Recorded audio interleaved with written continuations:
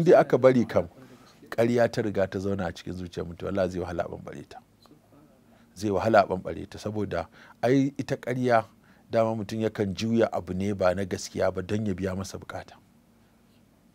To ko mutane suna gasgata mutum ne in yana ƙarya kafin su gane makaryaci ne. Da ka biyan bukatar da ƙarya take wa mutum na ɗan ƙanƙanin lokaci ne kafin a gane shi.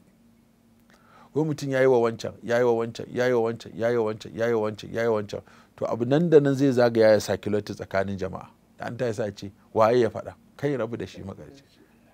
To daga nan kuma sai ka ga shi sa ai ma'anar ramin ƙarya ƙurarre ɗin ne. Ma'ana kana ƙarya kana ƙarya kana ƙarya, shi da yace wala zalu rajulu yakdhibu wa yataharral kaziba hatta yukutaba inda Allahi kadhaba. To kaga wannan shine illar da ya kamata mu raba ƴaƴanmu matasa mazansu da mata da ƙarya, saboda in ka riga ka ta ɗauko ƙarya ko ɗanka ya ɗauko ƙarya zai je ta ɗauko maka rigima,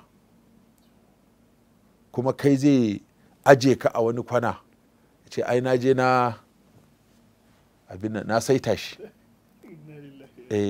saboda haka ya sassaita ka yadda ba za ka gane inda aka shiga ba, sai abin ya ƙure tukunna sannan za ka gane cewa. Shi yasa aka ce wani da ya zo ya ce, Imamun Nawawi ya ce mutum ne ya zo ya ce yana aikata laifuffuka da yawa amma ba zai iya barin su gaba ɗaya ba, ka zaɓa masa a cikin laifukan da yake yi wanne zai bari. Ya ce in akwai ƙarya a cikin ne ya daina ƙarya, su shan giya su zina su cace ce da ya ce ne ya daina ƙarya. Idan ya daina ƙarya zai iya daina zinan, zai iya daina shan giya, domin ai da ai za a tambaye shi ina za ka, kaga zai ce ba zai ce wajen zina ba. Me ka sha, kaga zai faɗi gaskiya, akalla ai masa wa'azi. Amma din ya ɓoye duk ai abubuwan za ka ga cewa duk ƙarƙashin ƙarya wata babbar jaka ce wanda abubuwa na sharri da yawa yana cikin ƙarya. Shi yasa dole mu gina 'ya'yanmu kar su kuskura su ɗauki rayuwar ƙarya, kar su kuskura su ɗauki maganganun ƙarya, ko su gina rayuwarsu akan hangen abubuwan da babu, ko su ne sai sun taka matsayin da ba dole su kai ba, ba dole yadda kake ba.